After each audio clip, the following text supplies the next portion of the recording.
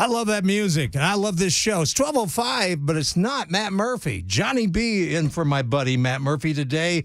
We're so happy to have you on board. 615-737-9986. That gets you into the show on the phone or either on the big super text. It also, you can check us out on Super Talk TV. It's on Twitch, Facebook Live, Twitter, and there used to be a list up here, but it's gone now. So I don't even know what all it's on. But Bell, who is piloting this plane, can help me out there if I need help on that, which Twitch, I do. YouTube, Twitter. YouTube. Yeah, I think I said them all except Twitter, I think maybe. I don't know. But it's good to have you on board today. Appreciate Matt letting me borrow his show, and we'll try not to dent it up too much. Matt is actually going to be in for Brian starting up at 3 o'clock this afternoon. Unfortunately, there's just not a lot to talk about. No, there's plenty. And, in fact, we've got some guests coming up. Next hour, we got Fred Lucas from the Daily Signal. He's going to talk about some lies. Imagine that Joe Biden has been, touting out there about business and everything along that line. They're not lies if you don't know where you are. What? What's your name again? Hi. I'm so glad to be in Memphis today. Anyway, I love doing that. People think that they'll go, boy, that's a great imitation of Joe Biden. I don't think it sounds anything like Joe Biden. I'm just having fun with the guy because I think he's so evil. And then 2:35, we've got Eddie Scarry. Now, if you were a listener to the Phil Valentine show, you're very, very familiar with Eddie Scarry. Even Fred Lucas. We've had both of them on in the past. And Eddie's going to talk about none other than, oh, yeah, Barney. What's the cat's? Oh, yeah, it's old Bragg. He's going to be talking about Bragg today and the Donald Trump indictment. So that's going to be very interesting to talk about. But right now, we've got some things going on in our neck of the woods. Then today is the big day. They're trying to basically Representative Justin Jones, who about drove me so mad listening because I was listening to them talk today, and it was absolutely just making me crazy. I had to finally just quit. But Representative Justin Jones, Democrat from Nashville, Representative Gloria Johnson from Knoxville, a Democrat. Of course, they were stripped of House committees on Monday. And then Justin Pearson, Democrat from Memphis, was just seated, has no committee assignments. But they had their ID badges to get into the legislature turned off. However, today they're there and they're voting on basically trying to oust them out of there. So we'll see what happens. I listened to the whole thing while I was doing show prep because that's hard to do. I'm telling you, people don't understand how hard show prep is, but it's hard work, man. You sweat. But anyway, I was listening, and Representative Justin Pearson, it just about made me crazy because he was comparing putting armed SROs in schools being like armed guards in prison. This is the same guy that was trying to say that their basic disruption on Monday was like Jesus overturning the tables in the temple. There is that is the worst analogy I have ever heard because it had nothing, there was nothing in common. Nothing in common. But that's what happens when politicians try, especially ones that want camera time, want slogans and everything else. That's what they want to do to try to push their point across. They'll use Jesus. They'll use Hitler. And it's not just on the left. I've heard people on the right do it, not as much, but I've heard more on the left do it. But that's what basically this was like. Look, the armed guards in prison, they're there to keep dangerous criminals in. In fact, Justin, if you're listening, this is what is done in prisons. The guards there are to keep the dangerous criminals in. The school SROs are there to keep the dangerous humans out. And that was on display during the shooting that we unfortunately experienced at the Covenant School here in Nashville, because the shooter was going to go to other locations, but changed their mind to make you liberals happy. They changed their mind to go to the Covenant School. Why? Because the other school and Opry Mills Mall, well, there's security. And they were a little leery of that. And that's what happens when you have good people with guns. See, I'm tired of the gun being used as an evil prop by the left, because guns are not evil. In fact, guns are good, especially when it's the hands of great people. And there are some great people, like the 2 officers that took out that shooter. The problem really is mental illness. And that's the discussion we should be having. Mental illness in this country has always been a problem. It really has. And it's becoming an even bigger problem because we've done away with basically the asylums we used to have, and they were horrible. They weren't being policed, and people were being mistreated. It was horrible. But we've never treated mental health like it should be dealt with. And in fact, a lot of the drugs that the prescription drugs that are used to help people with mental health have such severe side effects, like Zoloft. Zoloft is meant for people that suffer from depression. However, one of the side effects of Zoloft is suicidal tendencies. That's what you have to look out for. Isn't that what it's trying to combat? And look, I'm not trying to pick on the medical community, but the medical community, in my estimation, has not done a good enough job to take care of mental health. They've allowed, basically, it just seems like they just shove drugs at you, and they want to push drugs on you that they've been pushed on themselves, basically, and they just want to make money. That's the big motivator. And we've got to get serious about mental health.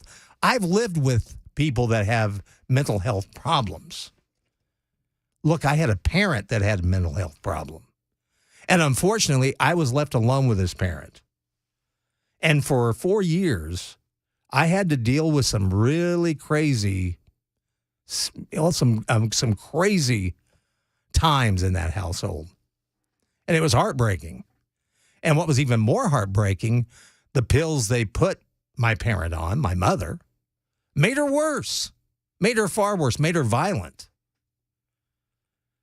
And that's the problem. And we've got to address that. But instead, the left is trying to make it all about guns. And the guns are not the problem. And today, even Senator Bo Mitchell, Democrat from Nashville, was called putting SROs in school as using violence against violence, when it's not. Look, let me tell you something. If you have that sign, that stupid sign that I see in some places where it has a gun and you have the big red circle with the marking it out like there's no guns here. Do you honestly think that someone that means to do harm is going to actually keep their gun? Oh, I better not go in there. I better not go in there, man. They don't allow guns in there. I can't shoot in there. I'm going to go elsewhere. No. You know what that is? That's a big bullseye. That is a huge bullseye. And what bothers me is that the Covenant school shooter, she went to that school because it was a soft target. That's the whole reason she went there. And we lost 6 beautiful souls. And what was troubling too, the shooter themselves could have been a beautiful soul, but instead we failed. When somebody has mental health problems, they need help. And unfortunately, for some reason in this country, we treat people that have mental health problems like they're freaks. And we basically portray them as evil. Now, they may do an evil act like this person did, but unfortunately, this person didn't get the help they truly needed. And once again, what kind of drugs were they giving her? Prescription drugs, or him, whatever you want to call them, because she was transitioning or trying to transition to be a male, from what I understand. So what kind of drugs were they giving the shooter? I'd like to know that. There are a lot of unanswered questions with drugs like that. And like I said, I've experienced it myself. And it was horrendous. You know, I go home from school and be alone with someone that had this problem. And they do crazy things. She would do crazy things, like drive a car in the lake, trying to kill herself or slashed. And really, I don't believe she was seriously trying to kill herself. I think she was trying to get attention because, once again, mental health, we treat it like the person is just evil. And we don't want any part of it. We want to step far away. That's one of the reasons I was left alone with her, because nobody wanted to deal with it. And that's the bad part of it. And I'm seeing craziness today. I'm seeing insanity today outside of the state capitol. You had members coming in. One got sucker punched. You've had people screaming out there. By the way, some have been trying to, from what I understand, compare this to the state income tax fight. It is nowhere near being like that. Because let me tell you something. The folks that are there today, I'm not saying all of them are paid protesters, but there are a lot of them down there that are. They're being bussed in, and they're causing more problems than any kind of solution. And that's what we need, is solutions. Like I said, gun control is not the answer. Now, are we willing to have a decent conversation about some steps we can take to keep guns out of the hands of people that have serious mental issue problems, because they don't need to have weapons. In fact, I've heard so many stories about parents that have troubled children that have mental issues, and to try to get close to them, if they're a gun-owning parent, they try to get them interested in shooting. And that's not a great idea, because that has backfired so many times. But what we're witnessing today down at the state capitol is not anything like what we went through with the state income tax. That was grassroots. That was all grassroots. And today, on today's Matt Murphy Show, you're going to hear with Johnny B that there's a lot of dark figures that are weaving their way into our lives, into our political lives, into our personal lives. And it is quite frightening. One of them you know very well, George Soros. You also know John Podesta well, but there are more, and they're not even from this country. They're living in other countries. They have funded campaigns. They have funneled money into various political figures. And I've got one I'm going to tell you about that this guy has totally funded all kinds of radical left-wing ideologies and groups. And he's been doing it illegally. But nobody pays attention. That's why you got to listen to talk radio like this. Super Talk 99.7 WTN. If you want to get involved, it is 615-737-9986. That gets you into the Super Text line. Also on the line, I'd be glad to take some calls today, especially if you've been down by the Capitol and you've witnessed what's going on down there. I would love a live report, and I'd love to talk to you. It's 12:20. It is the Matt Murphy Show. Johnny B sitting in for Matt here until 3 o'clock this afternoon when Matt comes in to where you've got it. Super Talk 99.7 WTN.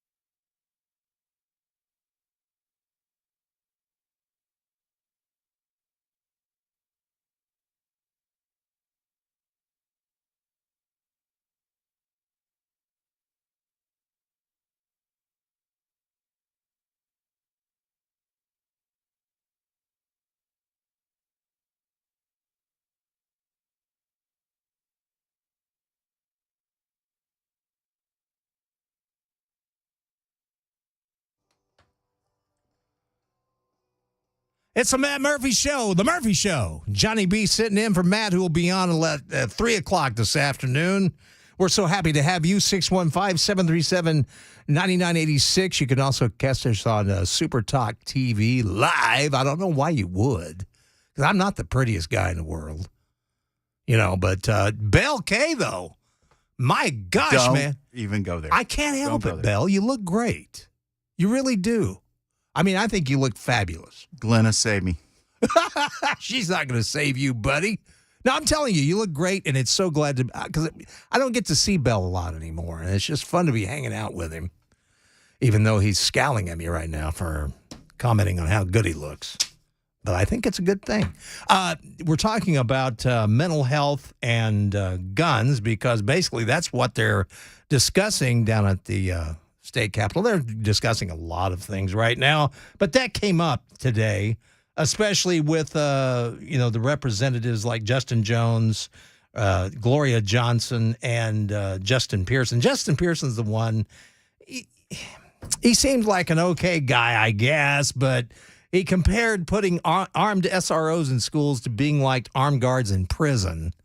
And you just cannot. There is no justification in that analogy. See, this is the whole thing with the left. They think guns equal violence. They think everybody that has a gun is going to go nuts and shoot up a school or whatever they said today. That what I loved. Well, what happens if the gun, with the teacher that has the gun, it automatically goes off or it accidentally goes off and kills a child? Well, folks, that's not going to happen. And Dude, that's what started World War II. well, that's right. Isn't it? Yeah, I think it was. What these guys sound like is Neville Chamberlain Society. Let's go to the phones. Randy in Smyrna. Thanks for coming on with us on the Matt Murphy Show. Johnny B sitting in. Good afternoon, good lunchtime to you. Hope you're eating well. Hey, Johnny B. Great to hear you, man. It's Good to hear you. Hearing an old friend on the radio. Well, God bless you. That's what I am. I've been listening to you and Uncle Phil ever since day one, I guess. Well, God bless you. I appreciate you. So what do you want to talk about? All right, I'll say this real quick. I'm so glad you brought up this drug situation, the medicines, the antidepressants, all those things. I worked in medical sales for about 27 years, and luckily I was on the device side, not the pharmaceutical side, but I have a lot of friends in that arena. Mm-hmm. And I have personally known 7 or 8 friends, family members, church members, actually had an employee that either committed suicide or attempted to commit suicide, and every single time when I dove into it and kind of got the facts, they had either just been put on antidepressants or they had been on them for a few months and just had their prescription increased or changed with 3 days, or so prior to the incident. And I had a relative who attempted suicide who had just gone into his doctor and said, "Hey, I'm a little depressed." And they're like, "Oh, okay, well, let's stick you on this." And a lot of people just blindly accept whatever the doctor says. They put him on this medicine, and within 3 days, he shot himself in the head. Oh, man. Thankfully, he survived it and was able to tell what happened. He lost an eye. He lost his hearing, lost an ear and an eye, and he's still suffering from that. But he says that medicine took over my brain. He said, I didn't know what I was doing. It was like I was outside my body looking in, and something was just telling me to do this. And he said, I don't even know where the gun came from. So there is definitely something real to this, and it's so often ignored, and I'm glad to hear you bring it up today. Well, Randy, people need to be more, Well, Randy, I appreciate the call, and I appreciate your sentiments. Yeah, that's what went on with my own mother. Was that she was frightened of guns, but yet when she was on these medications, and this was a long time ago. This was like in the early 70s. She got a whole, and this was a fault of my father. It's not the fault of the gun; it's the fault of the gun owner. He did not have them locked up. They were where anybody could get to them, me included, and that could have been very dangerous. So it's gun owners that are not responsible that a lot of those things can happen. But, yeah, we need to look at the side effects of drugs and any kind of drugs. When I go to the doctor myself, I don't care what she puts me on, I always ask her, what are the side effects? It drives them crazy, but that's tough. I want to know because I'm the customer. I'm the one buying them. I noticed we've got an attorney on the line that's a good friend of mine. Let's check in. Dredd this call. Adam Dredd has called in. Good afternoon, Adam. How are you doing, brother? Well, good afternoon, Johnny B. Long-time listener, first-time caller. So glad to be on the show. That never gets old. It just never does, unlike us. Yes. But you're sounding great, my friend, and I can touch on all your subjects today. But and that sounded weird. But first of all, on these guys protesting downtown, I got to say this: if in any way their protests get on the news and in any way disrupt or interrupt the coverage of the Masters, I'm going down there to expel them myself personally. Adam. Okay. But secondly, and I heard Dan talking today about the whole thing with Bud Light, and this is quasi-serious, but on the reason Bud Light does have the transgender new spokesperson, what people don't realize in the alcohol and beverage industry is these new fortified seltzers like Truly and White Claw have started outselling Bud Light 2-1. Really? And Budweiser, I'm not meaning this in a negative way, but they would really like to attract a more effeminate audience over back to Bud Light. They're gone. Well, they can have it because I'm not a fan of Bud Light. So, well, yeah. Well, it's kind of interesting that they've got a guy that's somebody pretending to be a woman representing a beer or something that's pretending to be a beer. Yeah. Very true. Hey, I get in a little trouble with the Truly and the White Claw crowd because whenever any of my male friends order one of those drinks, I try to warn them that I've heard that Truly and White Claw have shown to cause cervical cancer in men. So, oh God, that'll take a minute. Let that one drop. Dude, yeah, exactly. A few people will get that in just a few minutes. Adam, I appreciate it, brother. Hey, it sounded great, brother. Glad you're on the air. All right. Thanks, Adam. God bless. God bless you. All right. We needed a little comedy interlude. We're going to be back with a lot more. We got more of your calls coming up. Plus, we'll go into what's going on with the protest down there. If you are down there, please call us and let us know what's going on. But you can talk about anything because really this hour is going to be all about you. How about that? Johnny B sitting in for the Matt Murphy show for Matt Murphy. He's going to be in at 3 o'clock for Brian Wilson. We're all trading places. We're all playing chairs today, musical chairs. And you can be part of it. Super Talk 99.7 WTN.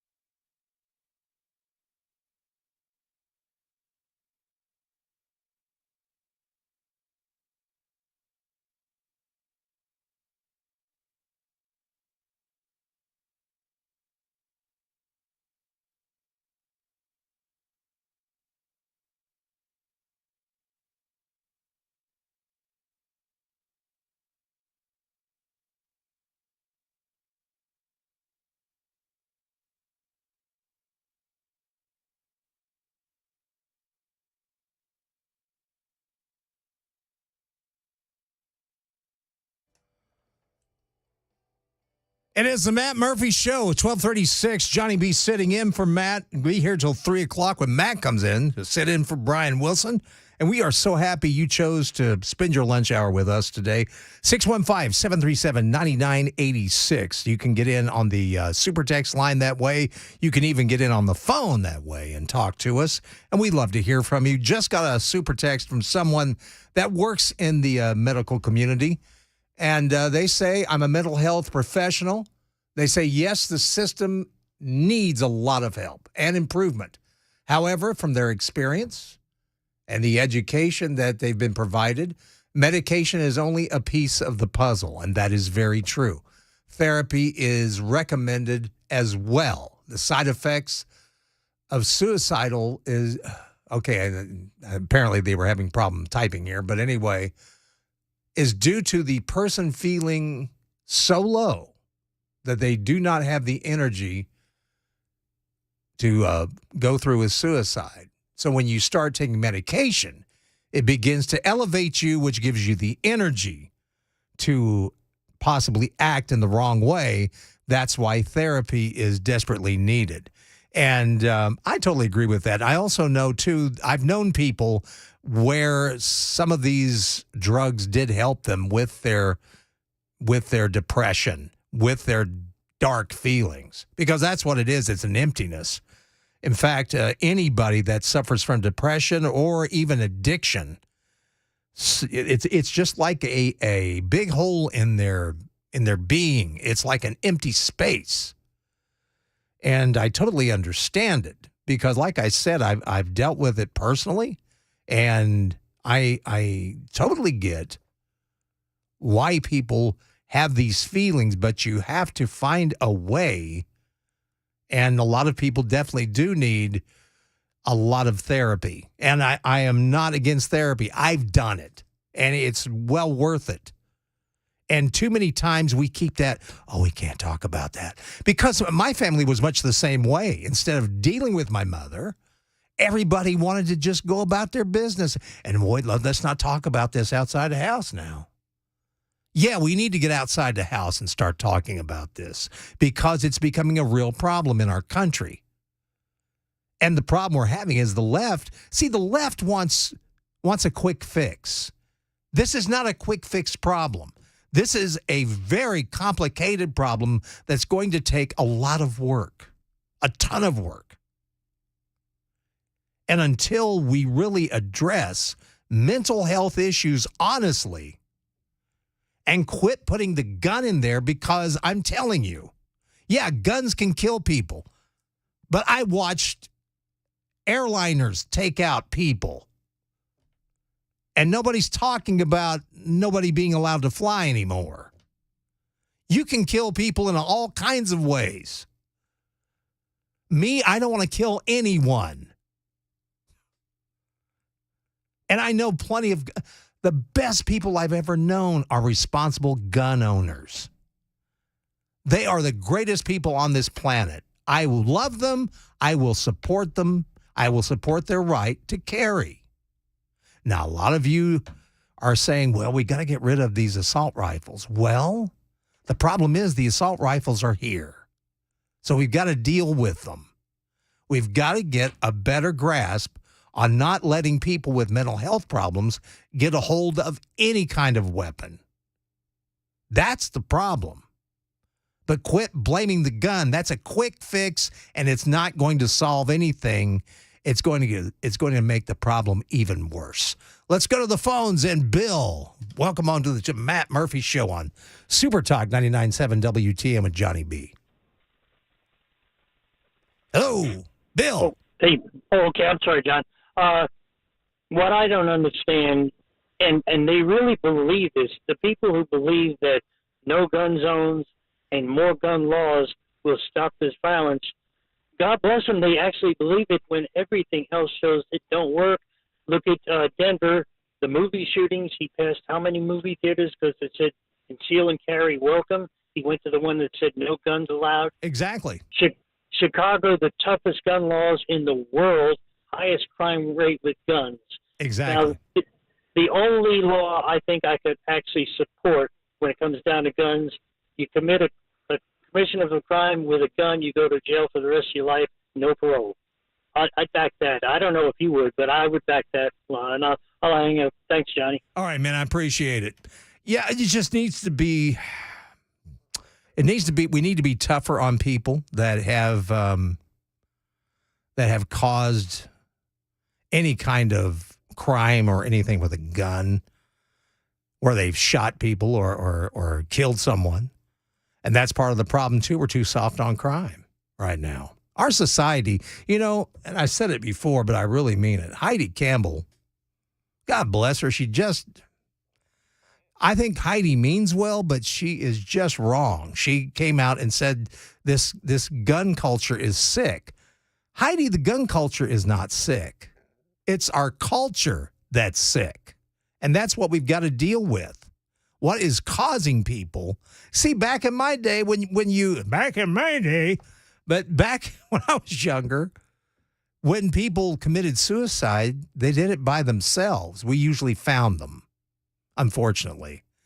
And today, and I don't know why this is, but people want to go out in a blaze of glory. They want to commit suicide by cop. Is it the glory of having your name in the paper that you're not going to get to enjoy because you're going to be gone? Is that what it is? I don't know that, but that could be a problem. If that's the problem, a lot of people have said, well, we don't need to give this person any kind of exposure to the media. We don't need any more immediate attention on them. Quit saying their name. I disagree with that because we've got to know about what caused this shooter to do what they did. I kind of want to know everything about their neck, not even kind of. I want to know everything about their life, what brought them to this level, so we can stop it in the future. But ending guns is not the answer.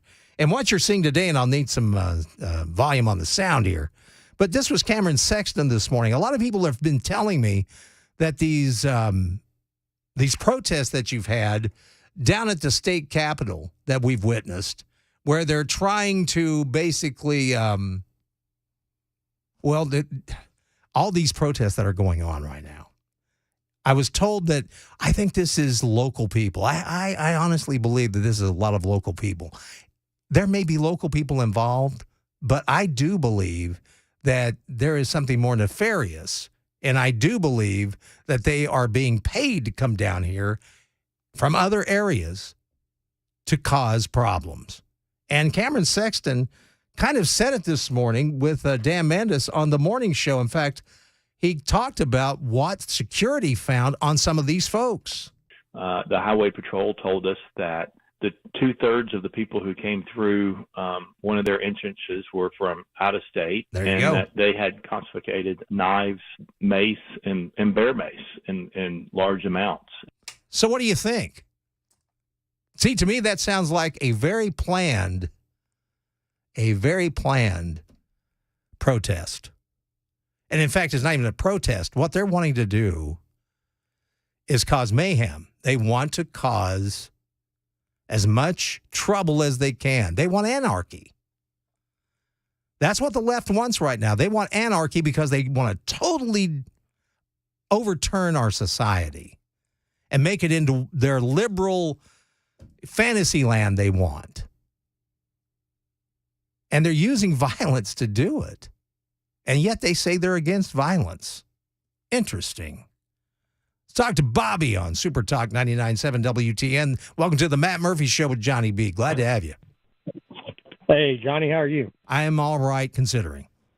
Hey, I just wanted to run this by you. The young lady that did the shooting at the Covenant in Nashville, wasn't she under some kind of doctor's care to begin with? Yes, sir.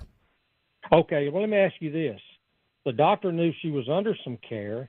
There should be something put in the system some way or another by her being under a doctor's care that when she did go to purchase a weapon, a gun, that it was kind of flag up some way or another at the dealer showing that, hey, we can't sell you no gun.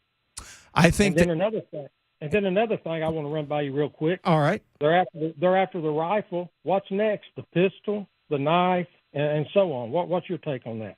Well, that's what I was just saying, and I appreciate the call, Bobby. That's what I'm saying, man. You can kill people in any way possible. I mean, like I brought up, look, man, on September 11th, 2001, 9/11, we lost a lot of people, and they used jets. They used airlines that we all get on every day. Now, what are we supposed to do? Just stop flying? Are we supposed to let's get rid of all the airlines? Gosh, people will fly them into buildings and there's going to be mayhem. We got to get rid of, man, you're going to have to get rid of everything.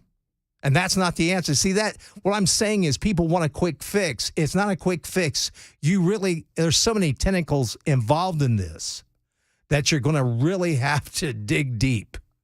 And a lot of it is the problem here is people and mental illness. That's the problem. I think anybody that wants to cause pain or death to anyone, they've got something mentally wrong with them. That's where the problem lies. It's not in the object, which is what a gun is. And I've seen guns do so many good things, yet people want to paint the gun as it's something evil, and it's not. I've seen guns do great things. And in this society, if you're not armed, you are in sad shape because we have a very sick society right now. And that's what we're not dealing with either. And look, everybody's brought up Bud Light and that there's a transvestite. I really don't care one way or the other if that's the audience they want to go for.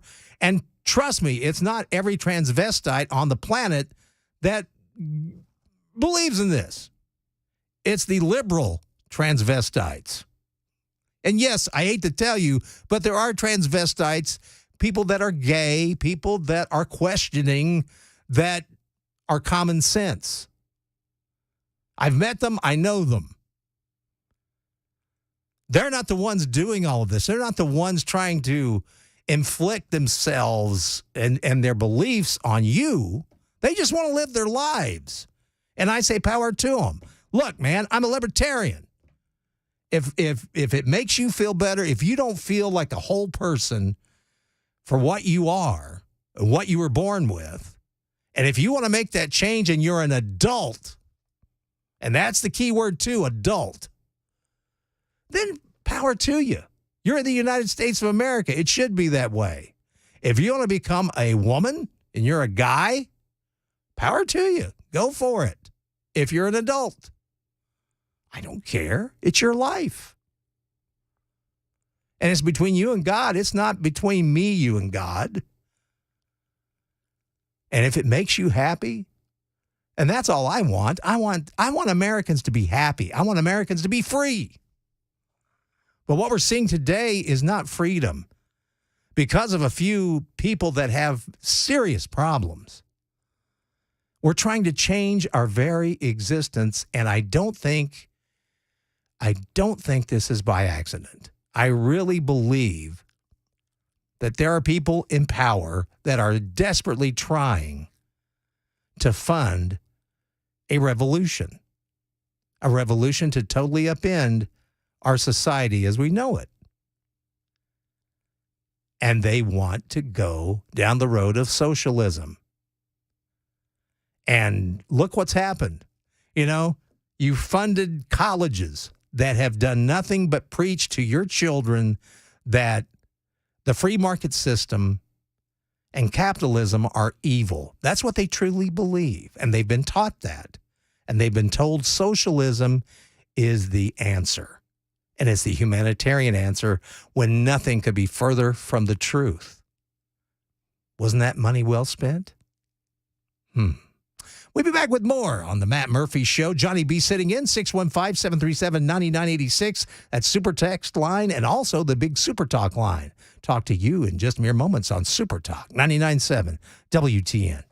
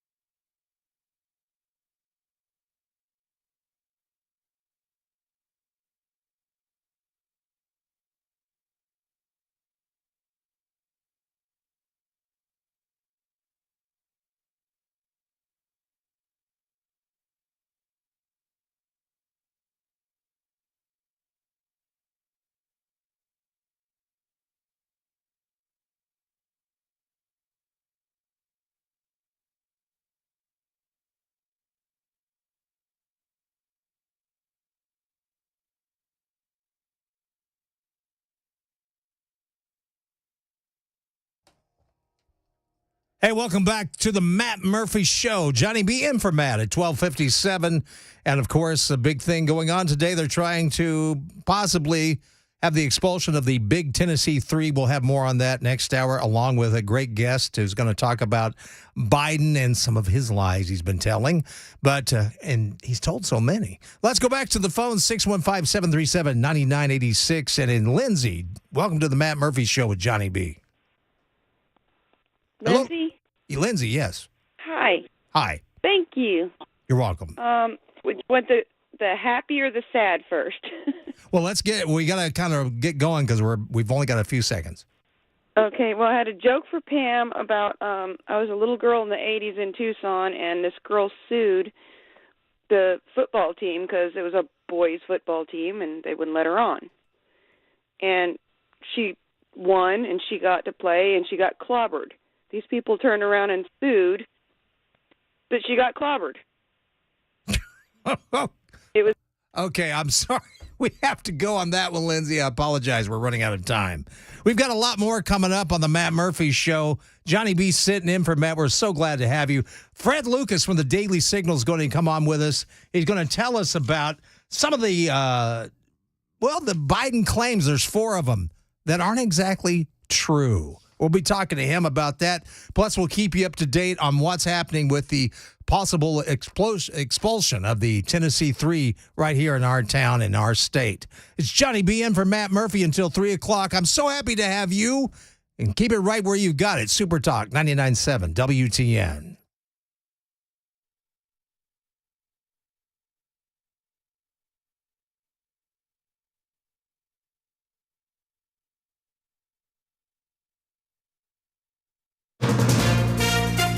From ABC News, I'm Brian Clark. The White House has released a 12-page summary of an interagency review of the chaotic 2021 U.S. withdrawal from Afghanistan. National Security Council spokesman John Kirby said President Biden was severely constrained by the Trump administration. While it was always the president's intent to end that war, it is also undeniable that decisions made and the lack of planning done by the previous administration significantly limited options available to him. The report says U.S. policy's now been adjusted to speed up evacuations when safety conditions are deteriorating. There are new calls for oversight of Supreme Court justices after a ProPublica report found that Justice Clarence Thomas accepted lavish vacations from a prominent Republican donor and failed to list them on his financial disclosures. ABC's Devin Dwyer covers the Supreme Court. We should say no one would begrudge a government official for going on vacation, but the fact that these were luxury, private jet flights, yacht cruises, all given at the expense of a man named Harlan Crow. He's a Republican mega donor. He's a real estate developer from Texas. He's a billionaire. There's no indication, we should say, that Crow had any business before the court, any direct conflicts. The justice and the court have not commented, but Crow in a statement said he never tried to influence the justice and these trips were gatherings of friends. The Tennessee State House is going to vote on possibly expelling 3 Democratic lawmakers over their roles in a protest last week. One of those Democrats, Representative Justin Jones, who today criticized a bill being discussed that would beef up law enforcement presence in schools. I talked to thousands of students, and not one of them said, this is what we want. And I think that we as elected officials have a moral responsibility to listen to these young people who are on the front lines, who are terrified, who are here crying and pleading for their lives. More clashes in Paris. It's over the demonstrators upset with plans to raise the national retirement age. You're listening to ABC News.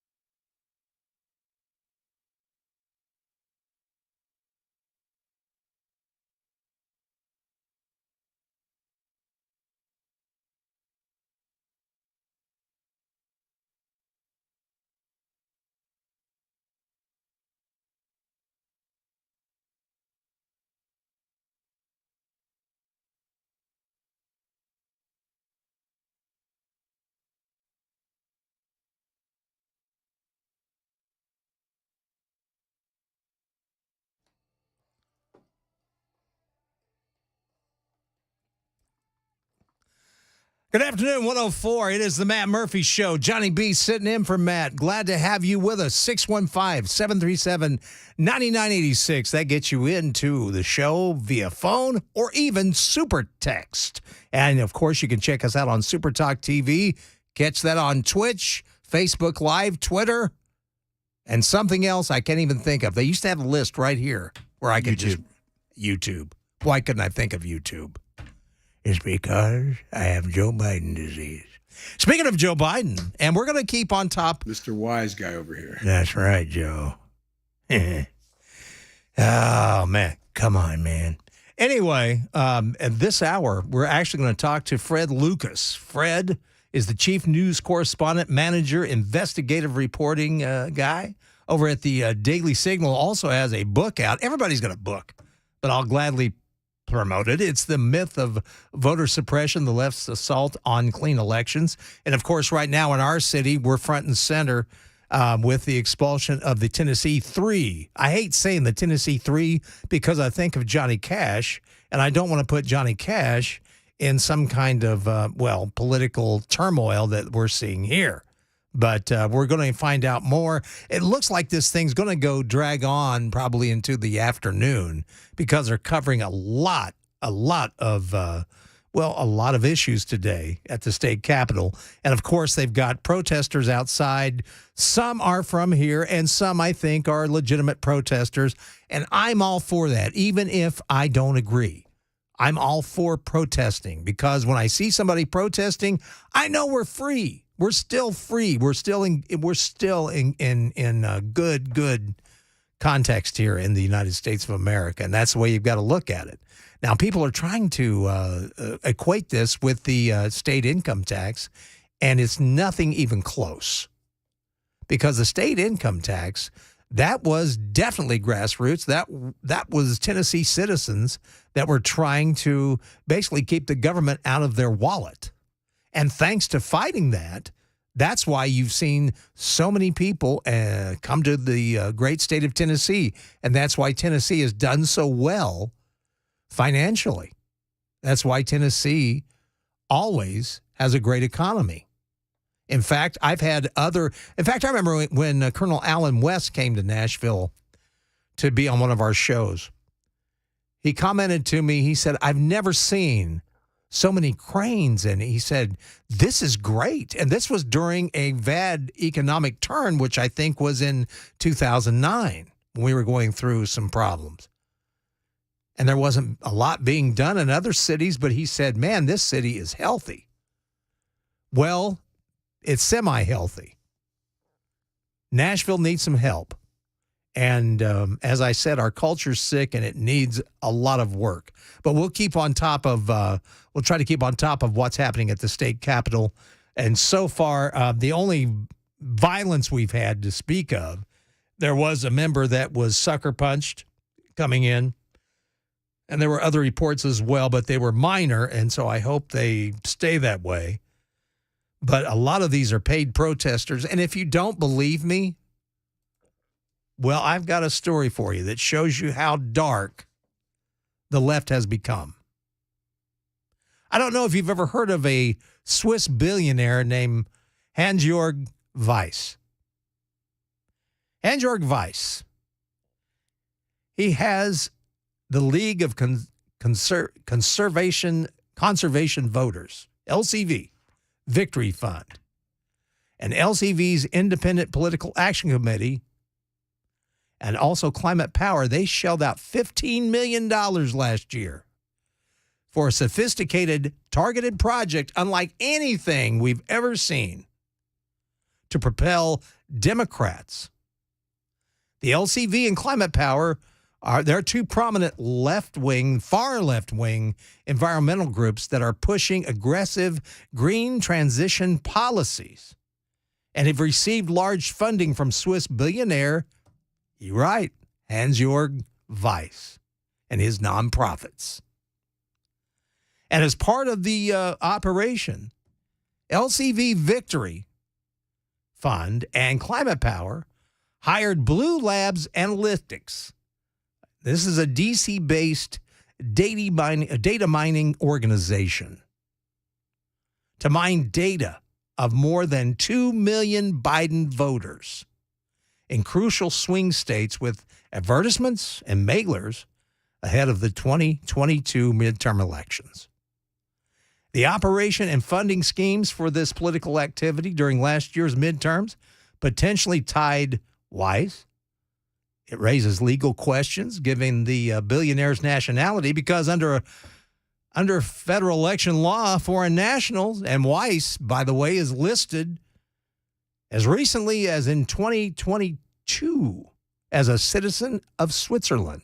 He's not a citizen of our country.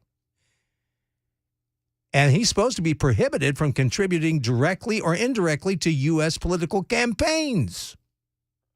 And yet, Weiss has spent nearly $73 million to influence American politics and policy, routing most of that money through the Arabella Advisors Network. The climate groups he funds funnel money to specifically targeted Biden voters in key states. And a single anonymous donor, which they think likely was Weiss himself, wired a staggering $278.9 million to the Burger Action Fund between April 2021 and March 2022. The group also contributed $72.7 million to 12 separate dark money organizations. If this is chilling you, it should. It truly should. And according to Mr. Weiss and his followers, that they feel like Biden has the power of the executive order, which is something that we really should talk about at some point, not today. But the executive order wasn't meant to circumvent Congress. But that's what it's being used as now. And we really have to look at that. Because I've told people on both sides, anytime they go, oh, man, it's so great Barack Obama used the executive order to get around those Republicans. Or it's so great Trump used the executive order to get around those Democrats. I always tell both sides the same thing. That's dangerous. And it's proven to be dangerous. And look what's happening. But anyway, their followers want him to use it to deliver to immigrants, working class, low-income people, disabled, LGBTQ people, basically to what they say enrich their lives. And they're not going to. Trust me. This has been my problem with the Democrat Party.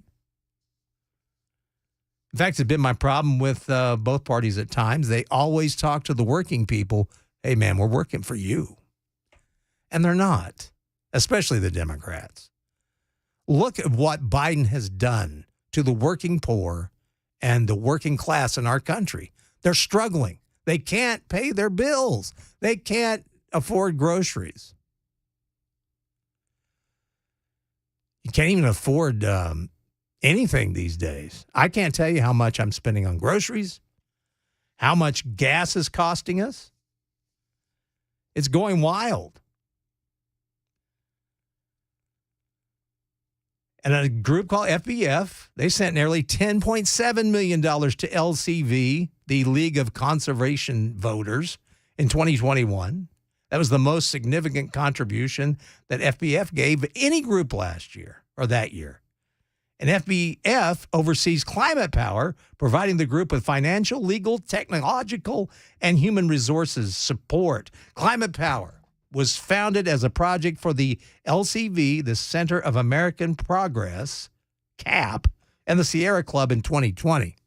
Weiss has donated to CAP and remains a board member of the influential left-wing think tank. The Dark Money Network consists of 5 nonprofits that include the 1630 Fund, New Venture Fund, Windward Fund, Hopewell Fund, and North Fund. The funds each act as a fiscal sponsor to other liberal nonprofits by providing their tax status to nonprofits housed beneath them. And it doesn't end there. You got John Podesta. He's the big clean energy czar, but old John. Of course, last year, he hired several officials that have advocated in favor of far-left energy and climate policies to join his team. Podesta, he has the progressive Washington, D.C.-based think tank Center for Americans' Progress. What's that? CAP. See, you start peeling this onion, and it really starts to stink. So you have John Podesta in bed with these folks, and then you have Mr. Weiss, who's not even a citizen of our country and is illegally funding campaigns. But nobody says anything. No, not all they want to comment on, and all the Democrats did, Russian collusion. Russian collusion and Trump. And look, I've said it before, I'll say it again. I'm not the greatest fan of Donald Trump. However, I will say that during his tenure as president, I did far better. I made more money. I was able to afford to live. Life was pretty good. I don't care for the sideshow. That drives me crazy. But I'd have him again over what I've got now. Because I don't believe this administration is really doing America any good. And they're not. I see it every day. I see people struggling. I see people losing their jobs. I see the economy really tanking. And it's going to get worse. I hate to be a downer because I'd rather have fun. I love to have fun and laugh, but this is no laughing matter. This is getting serious. And a lot of these people, and you have John Podesta, and you have George Soros. I guarantee you, the people that are down there that are on Capitol Hill right now, a lot of them have checks in their pockets with Soros' name on it. I'm not saying all, but I'm saying there's a number of them down there. And I would guarantee you the more violent ones have Soros' name all over it. And I wouldn't doubt Podesta too.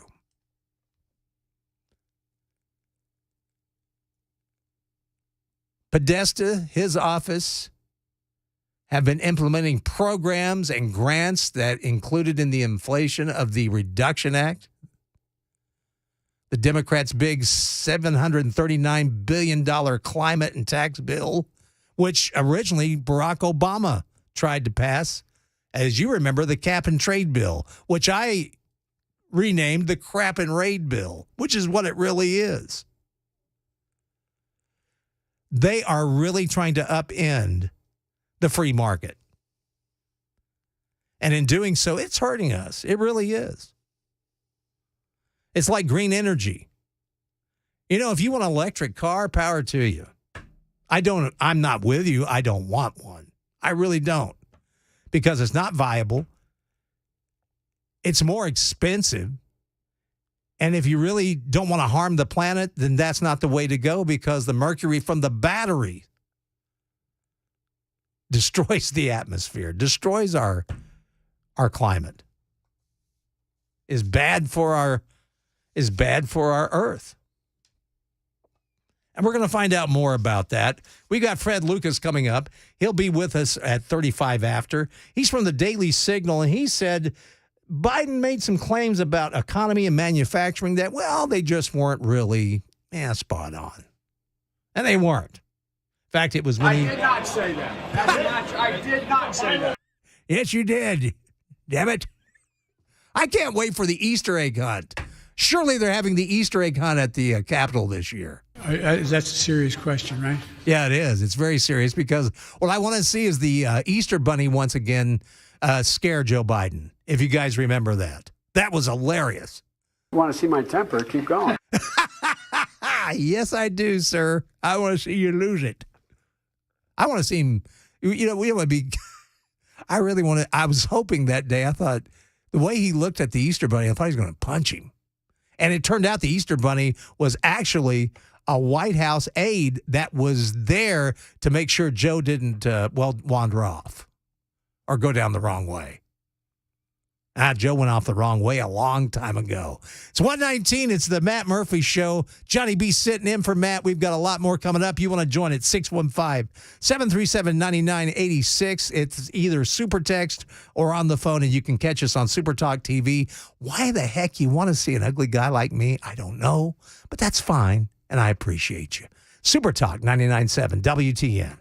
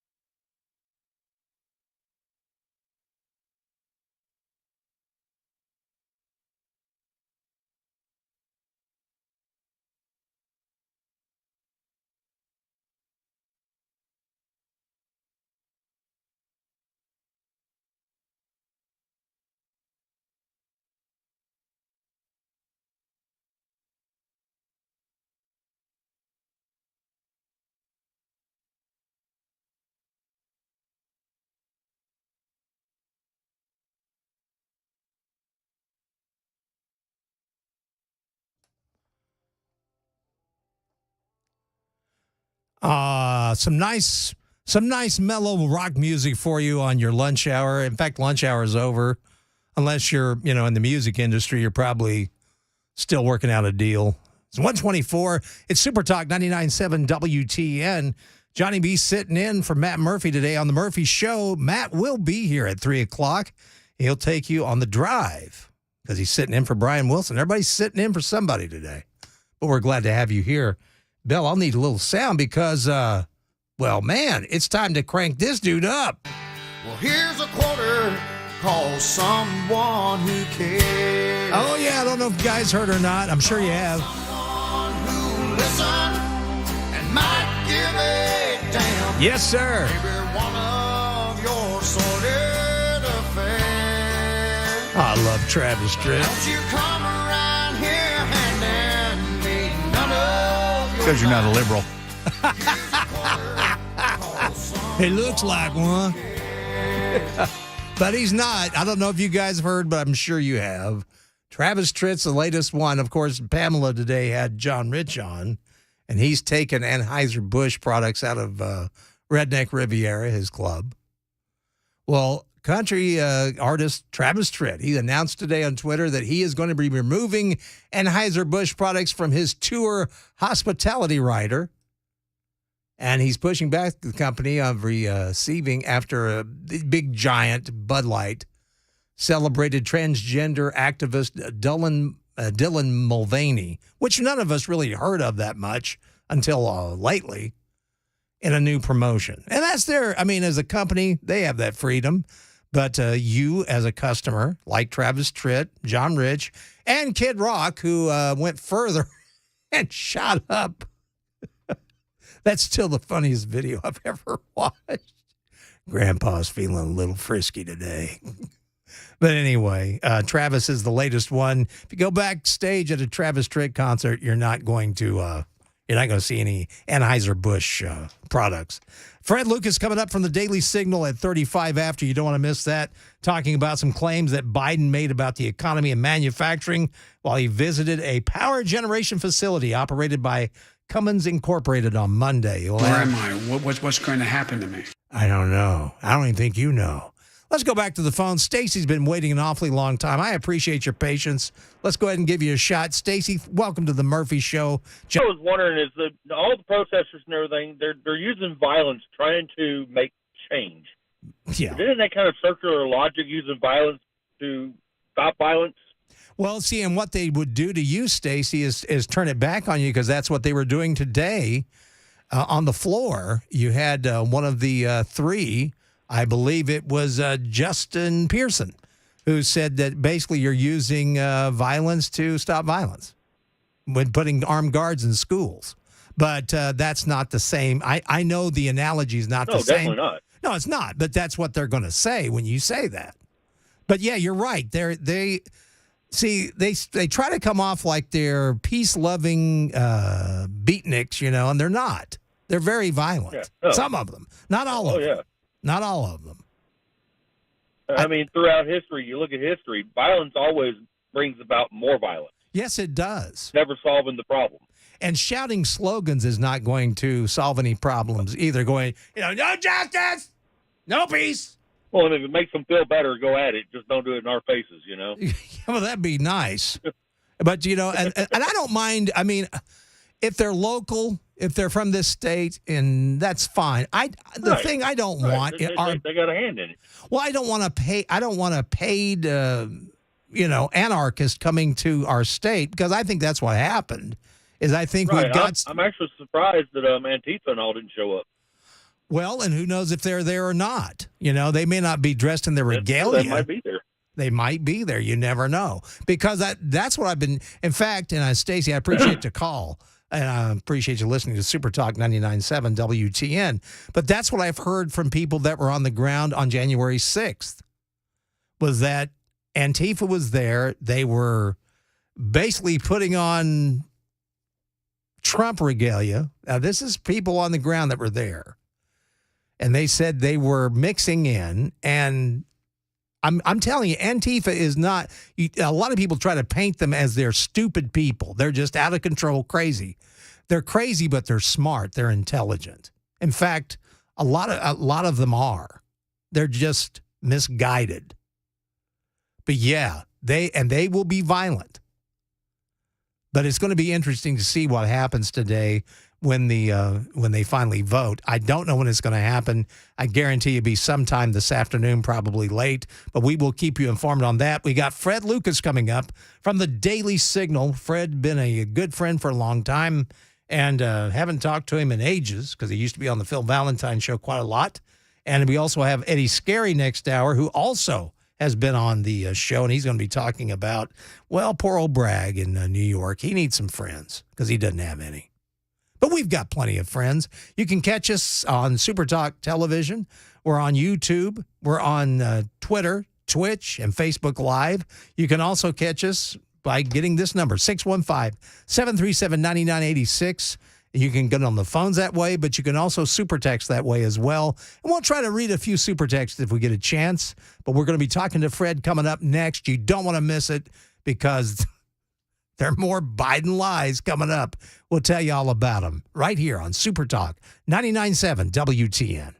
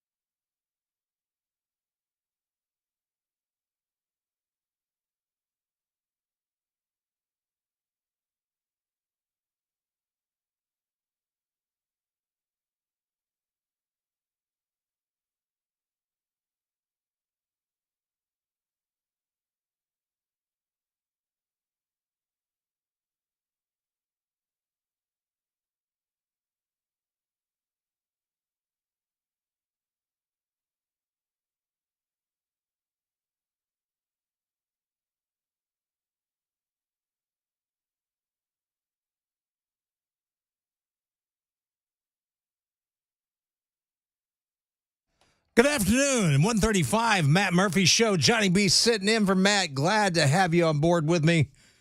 And, man, everything is going wrong in here. I can't believe it.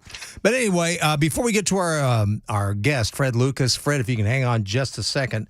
We've got an update from the, what's going on at the state capitol from our own Mac Morey. Mac, what's going on? What's the latest?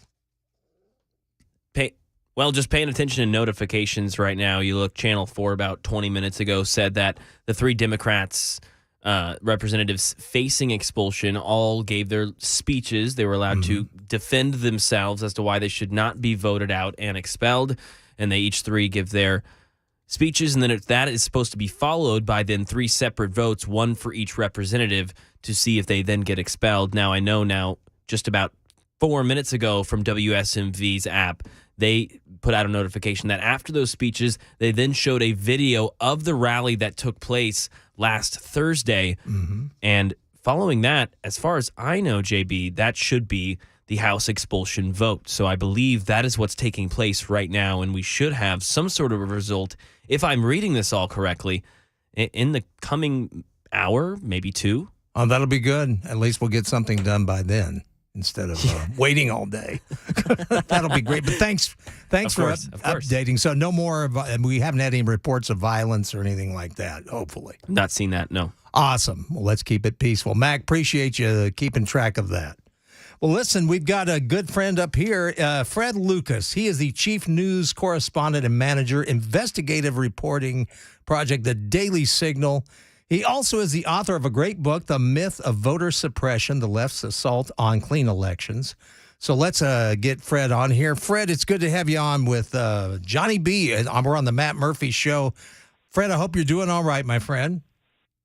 Yeah. Thanks for having me on. Well, it's great to have you on. We used to have you on the Phil Valentine Show back in the day. Yes, absolutely. Those were good times. Yeah, those were good times. But I was reading up on your fact-checking for Biden claims about the economy and manufacturing. Now, you can tell the story. Biden visited a power generation facility that's operated by Cummins Incorporated. What kind of company is this? I'd say a company. It's involved in power generation projects. A lot of green energy issues with this company as well. Just kind of what Biden and his administration are promoting. But this is a company that also has some pretty deep ties with China as well, and has some operations there as well. And that's in some cases where so much of this green energy and climate agenda that Biden is promoting comes from. I mean, so many of the products, so many of the raw materials, and such a large market share of what you have to have for these batteries and so forth, that all ties back to China, and that's where when you what Biden wants to do is cut into the fossil fuels here in the United States, make the United States less energy independent, and make us more reliant on China by making us a green energy economy. Which that just does not seem pliable to me. The green energy thing. Now, these guys, Cummins, they say they're spending $1 billion for manufacturing plants in New York, North Carolina, and Indiana. Right. Yeah. That's accurate. I mean, they are investing here. I mean, they're spending money. They're opening places up in the United States, but also they're getting a lot of products in China as well, and they're doing a lot of business with China. So, I mean, much of that can be said of many. I'm not singling this company out. Many U.S. companies do business with China, but I am saying in terms of Biden, he gave this what was supposed to be an economic speech that his economy is just going gangbusters. Everyone should be so happy about how things are going right now, and we did look at these claims, 4 in particular, that just didn't really pan out and meet reality. Well, and the thing is, they're not using, they're not using the free market. They're just basically forcing this. And in fact, it was in the news the other day that Ford recorded they have lost $3 to $4 billion in green energy trying to put this together. Right. Yeah. So yes, Go ahead. Sorry. Oh no, that's quite all right. Because I see that this is what frustrates me is that this green energy, to me, and I'm going to use a liberal phrase here, it's not sustainable. It's just not. Yeah, go ahead, Fred.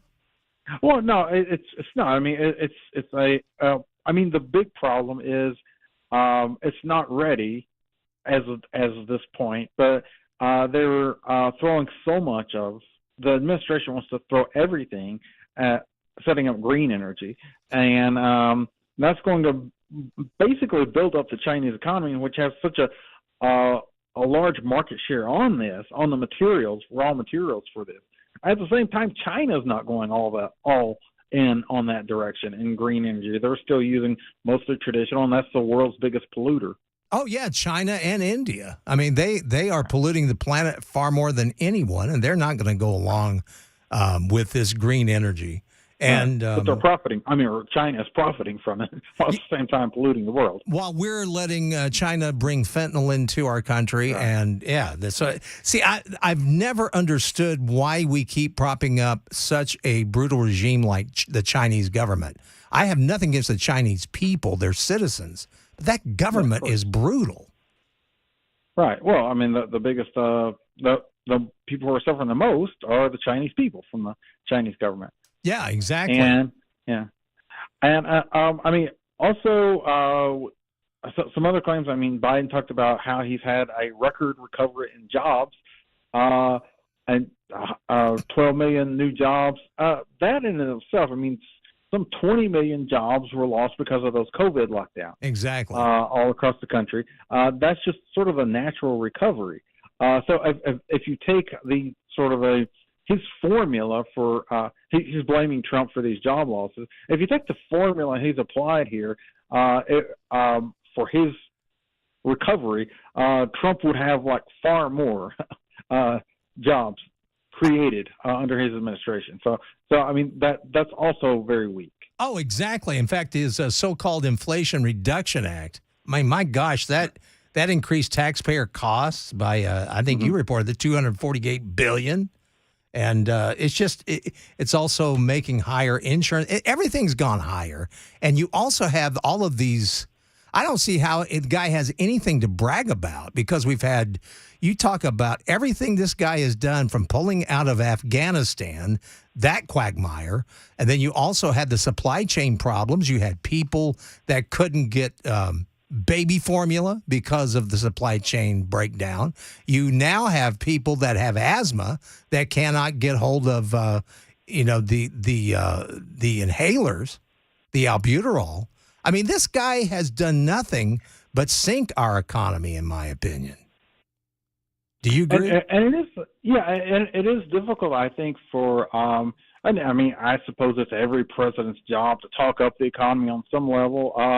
I think, but I mean, in his case, I think to take credit for all this, I think it's a hard sell for everyday Americans that are having trouble affording some basic things that most people sort of took for granted a year ago, 2 years ago. Oh, exactly. In fact, when you go to the grocery store now, not only is it hard to find items, but then when you go to checkout, your eyes about bulge out when you get the when you get the total.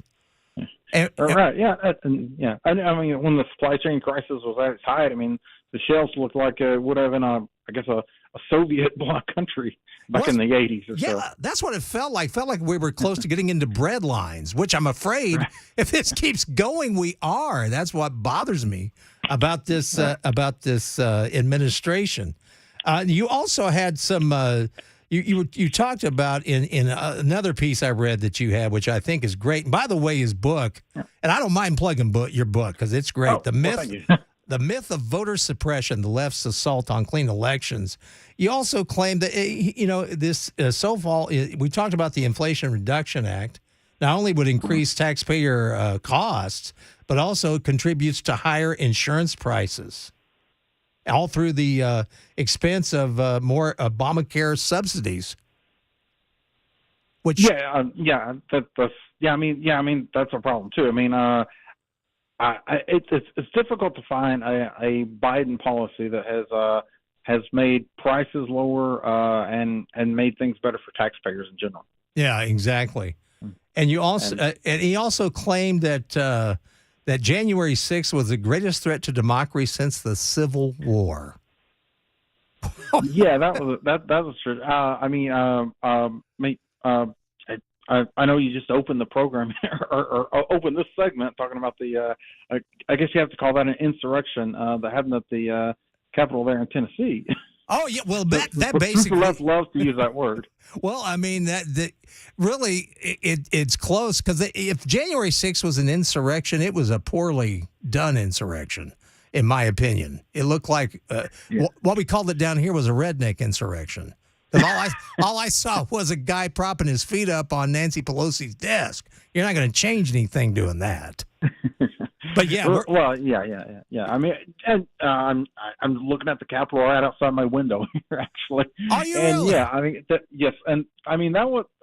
I mean, nobody thinks that January 6th was a good thing, but I mean, to compare it to the Civil War, or even really compare it to attacks on the Capitol that have happened since then. I mean, most people are aware of there was a Puerto Rican revolutionaries that opened fire on the Capitol. There were the Weather Underground bombed the Capitol in the past. So it's like a lot of things happened to the Capitol between the Civil War and January 6th. Exactly. And I didn't appreciate them comparing it to 9/11 because the only thing I could basically compare to 9/11 would be Pearl Harbor. That'd be the only thing. And you can't even compare it to that because that was horrible. 9/11 will be something that will live on with all of us for a long time. Yeah. Oh, yeah. And what bothers me, too, now, what bothers me about the Biden administration, get your take on it, is what's happened to our police. Because they talk about police reform, but it seems like they're just basically tearing apart the police departments across the municipalities across our country. Mm-hmm. Yeah, I mean, they are pandering to their base, and I'm afraid you might see a little bit more of that. We had those two elections in the Midwest this week, in which a far-left Supreme Court justice was elected in Wisconsin, and a far-left mayoral candidate was elected in Chicago. They got rid of Lori Lightfoot and replaced her with somebody just as bad there who openly campaigned for defunding the police. And you might see that the Democrats, instead of taking a hint that they need to move to the center a little bit, they might just double down on all this type of thing. And Fred, I'd like to get your take. What do you think as far as looking at it? Because I think we're in inflation now, which we are. But do you see a recession on the horizon at all? It seems fairly likely. And I'm not an economist myself. I mean, for this story, this fact check we did on Biden's speech, which you can find on dailysignal.com. But I think it's somewhat likely, considering consumer confidence is pretty low. Yes. We're still not doing great in terms of people coming back to the workforce. As I noted earlier, the job recovery from before, that's largely people just filling in the jobs that were artificially shut down during the COVID shutdown. So, and there's still a lot of people that are collecting those extended unemployment benefits from the COVID lockdown. So that don't want to go back to work. So I mean, it's still gonna that's going to contribute to all of this. And then you have rising interest rates. Whether that's going to tame inflation or just going to have a negative effect on the economy is also a question. Yeah, boy, it's just it's the thing about the green energy. Good time to buy CDs if you can.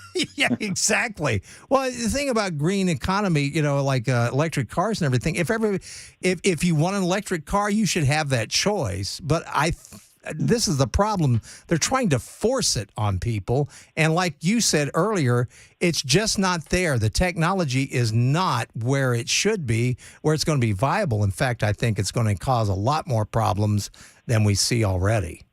Do you agree? Well, Yes, and I mean we've seen the extreme tone deafness from this administration because during a time when the economy is not going well for people, when they can't always afford their groceries or gas, we've seen people like Pete Buttigieg and also the Energy Secretary Jennifer Granholm talk about, well, maybe it's good that gas prices are so high because now more people go out and buy electric vehicles. Well, and that was their whole plan. No matter how high no matter how high gas is, it's probably still cheaper than these electric vehicles. Oh, exactly. Is one problem.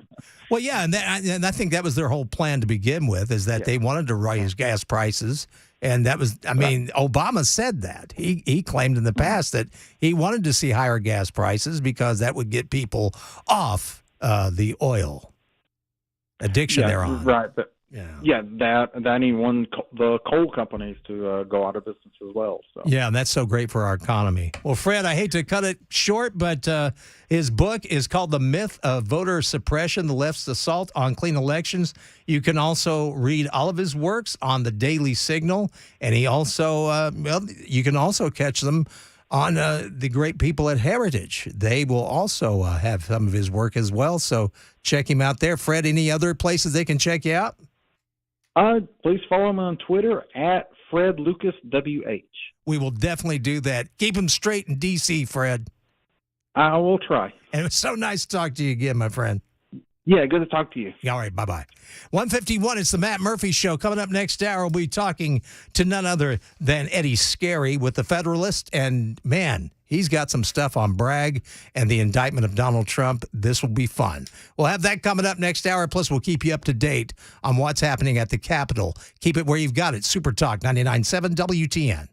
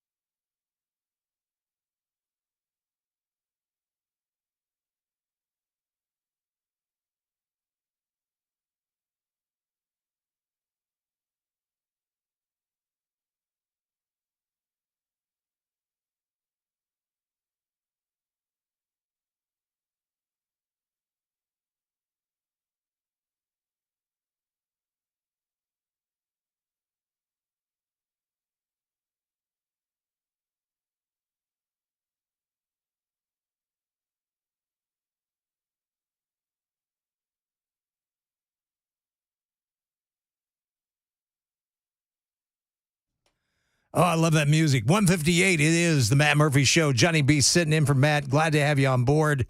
And some critics out there, yes, I know all about Cummins Incorporated. I know what they do. I'm well aware of them. I was just wanting Mr. Fred Lucas to tell the audience of what they do because there may be some out there that don't know. I even know who Ford is. I know that's a shock to some of you that are critics.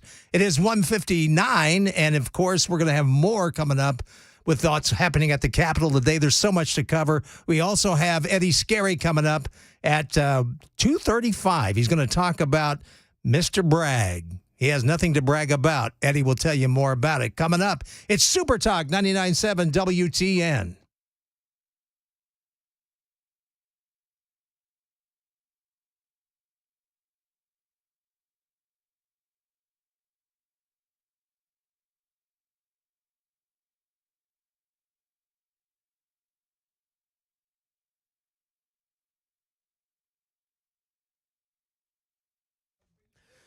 Two o'clock, I'm Mac Maury with your top stories. Right now, 52 degrees, a cloudy, dreary, wet day on Music Row. Weather in just a few minutes. There were many protesters this morning, some still outside of the state capitol, who want nothing short of a ban on guns. They were also there to support 3 Democrat state representatives who are facing possible expulsion for repeatedly ignoring rules of decorum to call for stricter gun control. That vote's going to take place as the General Assembly's in session. The 3 representatives each get to defend themselves, and then following that is 3 separate votes that should take place, one for each representative. Currently, Representative Justin Jones is speaking. Let's give a listen in. And so today, we are brought to here where members are responding in the most extreme measure, not because of what we did, but because by breaking decorum, we broke the glass of your false power for the world to see. We broke the glass of this chamber that someone called sacred. One of the members on the other side of the aisle was in tears and said, "I've never seen such a breach of this sacred chamber." And I thought to myself, that representative has obviously never read history. Because is it in this chamber, if you walk around this Capitol, you'll see bullet holes when representatives got into conflict. You'll see duels take place on this House floor, debating whether people like me should be treated like equal citizens under law. This is not a temple. This is a place where we're supposed to wrestle for our democracy and wrestle ideas and give voice to 78,000 constituents each of us represents. But for so long, this body, drunk with power, has modeled for the world what we know as nothing less than authoritarianism. And today is the climax of that behavior. That a week after a mass shooting plagued our community, the most direct action this legislative body takes, or should I say my colleagues on the other side of the aisle are taking, is to expel us for speaking about the issues of weapons of war on our streets. Okay, we'll let him keep going. The House of Representatives also just passed a bill that hardens school safety, including locked doors and other drills. That's the latest news. Weather's next. I'm Mac Maury, WTN News.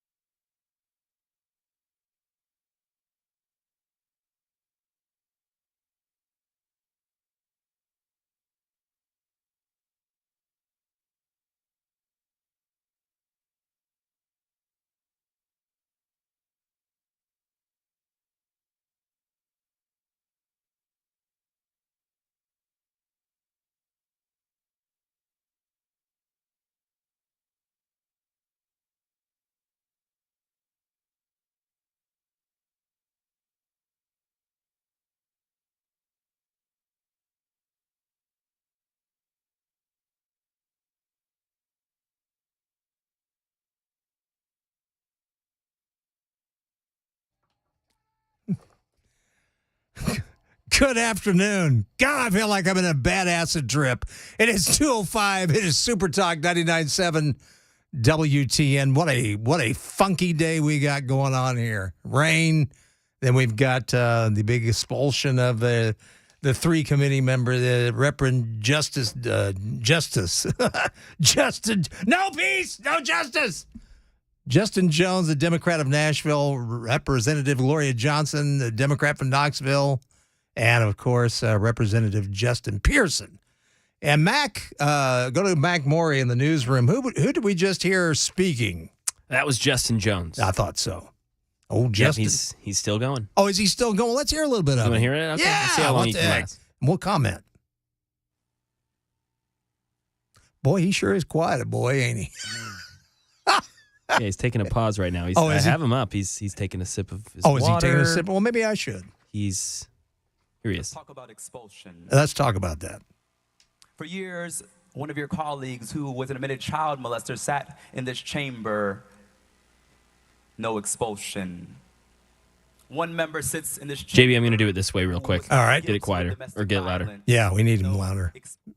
I guess. Two youngest black representatives and one of the only women, Democratic women in this body. That's what this is about.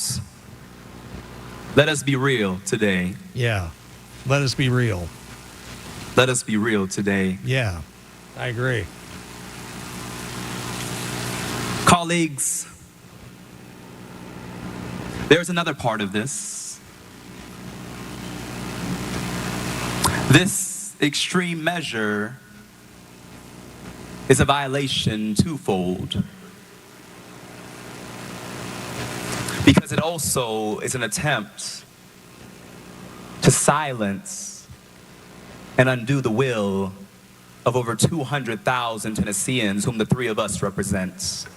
Okay, what's the deal Your with extreme the measure pregnant pauses? Is an attempt to subvert the will of voters who democratically elected us as representatives to speak. Got an interesting and to passionately. That's a good way to put it. Them. I don't even think it's interesting. I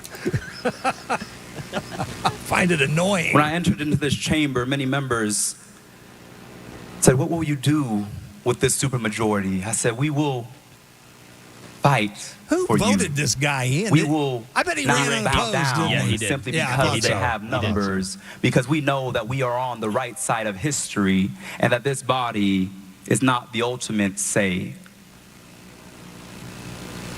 Hello? That this is not a palace or a frat house or the Belmead Country Club, but that this is the people's house." Well, that's true. And so when we came into this well to say, "I see you, I'm with you, the people of the state, we are standing with you," we were saying, this is the people's house. And you hear the cheers outside. And we will not bow down. Yeah. Somebody said they were shouting on the floor. They were shouting on the floor. And it reminded me of a scripture from Genesis that said, the blood cried out. The blood cried out. That's what we were saying. There's a scripture that says, if we are silent, the stones will shout out. That's why we were shouting. No action. All right. I can't take any more. I'm sorry. I just can't take any more. This guy, he's just grandstanding. He really is. Well, Johnny B. Yeah. The point of it all is that. Yeah, I got something more interesting. What was that, Bill? I got something more interesting. What's that? Motley Crue guitarist Mick Mars sues the band, claiming he was fired after disclosing his debilitating disability. Really? Yes. That's why he was fired. Says he was fired. They offered him 5% of his 25% to walk away, and now he's suing them for the full 25% of his shares. Well, that's far more interesting than old Justin's speech there. And it's a lot more dramatic than they tried to make it sound when he quit touring. Yeah. I also heard, too, that he was tired of playing to pre-recorded tracks, or he said there was also a lot of pre-recorded tracks they were using that he wasn't too happy about. Yeah, they definitely were using a lot of tape on that tour. Yeah. So anyway. But Mick, if you're listening, I'm on your side, dude. Hey, Mick, both of us are. In fact, Mick, why don't you go down to the Capitol and make it more interesting and plug in and make some noise? We'd rather hear that than Justin Jones just said he's not even doing his job. All the guy's doing, he's grandstanding to the crowd out there. He's not even I'm telling you, these guys just want to be on camera. I'm not talking about all three. I don't even know all three. But Justin Jones, Democrat from Nashville, by the way, just that dude, I mean, is he still going on? Put him back up if you can. I like to hear some more pauses. I love the pregnant pauses. You like that? Yeah, I really do, because it's like he's trying to be, it's almost like he's trying to be a preacher, but he just can't get the cadence. He just can't get it down. Is he still there? Yeah, he's pausing. He's doing another pregnant pause. He's doing a big pause. Oh, he's this looking is a at his big papers. One. Oh, yeah. I mean, whatever's about to come out of his mouth is going to be profound, JB. He's trying to wait out the clock. Good Lord. Time to recess. I thought this was a banana republic. I think it's worse. Justin Jones of Davidson County, along with Gloria Johnson of Knox and Justin Pearson of Shelby County, did knowingly and intentionally bring disorder and dishonor to the House of Representatives through their individual and collective actions. Mr. Speaker, I'm sorry. How can you bring dishonor to an already dishonorable House? Oh. How can you bring disorder to a House that is out of order, where the Speaker refuses to let representatives elected to speak for their people even be heard? How do you bring dishonor and disorder to a chamber that does not follow decorum, due process, constitutional rights, or the rules that they enact themselves? There is no equal application of law or rules as we see in this chamber, as we saw today. Okay, but it depends. I can't take anymore. God, make it stop. Lord. What is this guy trying to... Oh, the House chamber. Their actions. In this house that's out of order. Gloria Johnson. Well, see, he's not... See, the whole thing, they weren't following decorum. They think they can just do what they want. And it doesn't work that way there, Justin. You can't just walk in and start trying to start chaos. He doesn't get it. He doesn't understand any of it. He doesn't understand how the legislature works. Good Lord, that guy. Man, I couldn't take much more of that. That's why I'm looking forward to Eddie Scarry coming up this hour. He'll be here at 2:35. Eddie's a good friend of ours. He's been, if you listen to the Phil Valentine show, Eddie was on there quite a bit. Used to be with the Washington Examiner, now with the Federalist. He's also written a lot of great books himself. And Eddie understands politics very well. He's going to be talking about Donald Trump's indictment and brag. I just like to say brag because he can't brag. He doesn't have any friends. And that's what Eddie's piece is all about. Bragg needs some friends because he doesn't have any friends, even on the left. The left are not happy with him. And did you hear this, man? This is unbelievable. If you haven't heard this, the Biden administration, you talk about the left. This is, if you're voting Democrat, this is what you're getting. Listen to this. If you didn't think it was bad enough last hour, listen to Fred Lucas. Some of you are talking about Fred's voice. Fred's just who he is, okay? Fred's a good guy. He's from the Daily Signal, by the way. But anyway, if that didn't bother you enough about the Biden administration basically spending so much money on green energy, they're also facing some scrutiny.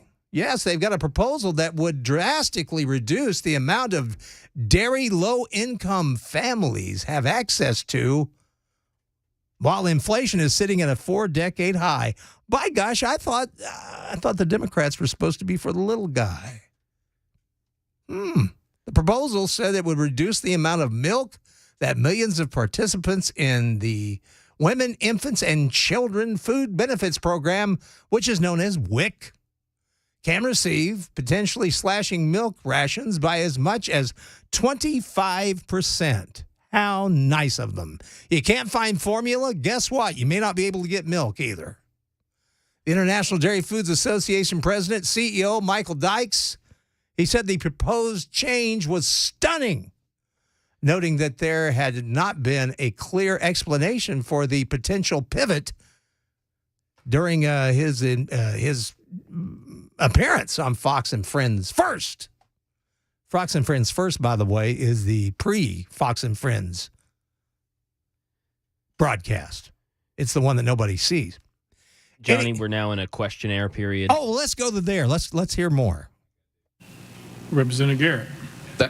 At that time that you approached the well, did you have recognition from the Speaker of the House to speak at the well?